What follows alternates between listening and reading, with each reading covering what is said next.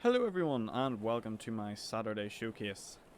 This is a series where I'm going to be showing off to you some of my favourites and some of my not so favourite builds that I've accumulated in my nearly 2,000 hours in Stormworks Build and Rescue.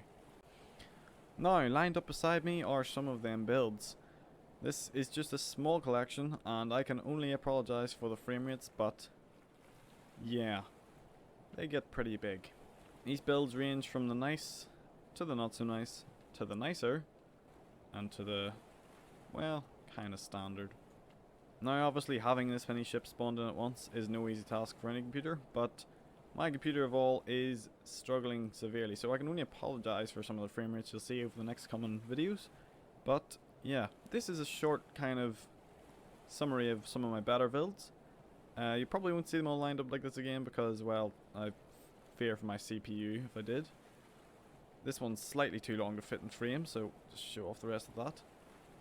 And then the bigger ones up at the back here. This series will be in no particular order, so the order that I show these in does not reflect their order in terms of popularity or in terms of how much I like them. But some of them I will be fairly honest with, I don't quite like.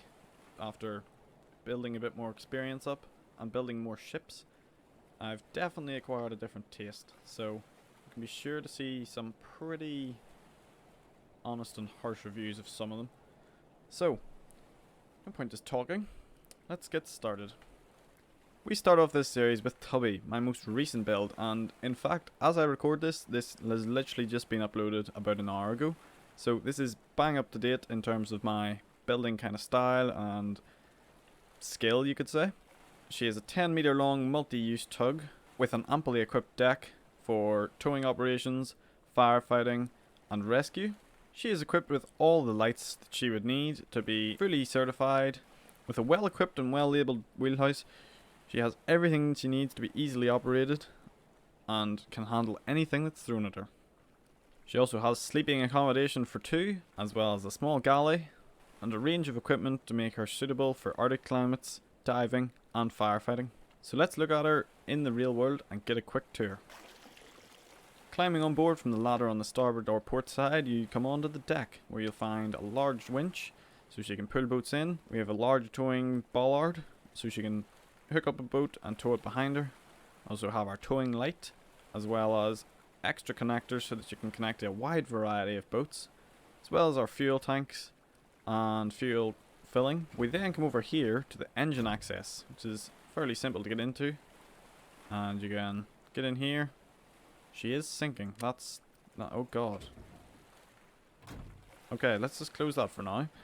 So, in here, usually isn't filled with water, but she has a small light and you can come down, check the engine, repair it if you need to. On the port side wall of the engine room, you'll find a range of equipment for repairing and also some empty slots so you can put some more stuff in if you need to.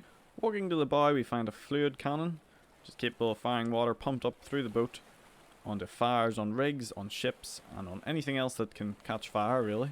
She'll not be winning any races, but with a top speed of 15 knots and a range of around 80 kilometers, she can get you from A to B fairly quickly. On our right as we enter the wheelhouse, we have a radio signal locator so that we can locate any boats that we need to rescue. We also have the controls to raise and lower the mast, meaning if you ever need to go under a low bridge or fit inside the starter workbench, you can raise and lower the mast as you please and significantly reduce the air draft of the boat. To the right of the helm we have the throttle and trim tab controls, as well as some controls for lights, deck spotlights and a movable searchlight. Searchlight can be moved from left to right so that you can pan around coastlines and that kind of thing without having to turn the boat towards them. To the left of the helm we have general controls for the engine, anchor and also the navigation lights. Below that we have our auxiliary battery and our engine battery controls, as well as a dial to tell us how much charge we have and a breaker to turn them off when we need to. Over to the left hand side of the wheelhouse we have handheld equipment such as flares, first aid kits and a handheld radio, as well as a transponder in case you need to locate the boat on multiplayer. Down a short set of ladders from the wheelhouse we have a small kind of wardrobe area here where we can have diving equipment, firefighting equipment as well as Arctic clothing. Two sets are included for multiplayer use, as well as having two beds so that both players can sleep to speed up time. We also have a small fake galley just to give the boat a bit of an interior. The water turret on the front of Tuggy is controlled by your up and down keys on your keyboard, and the pumps are turned on by button 1. They can fire over a fairly long distance, so any rig emergencies or ships on fire should be able to be dealt with, no issue at all.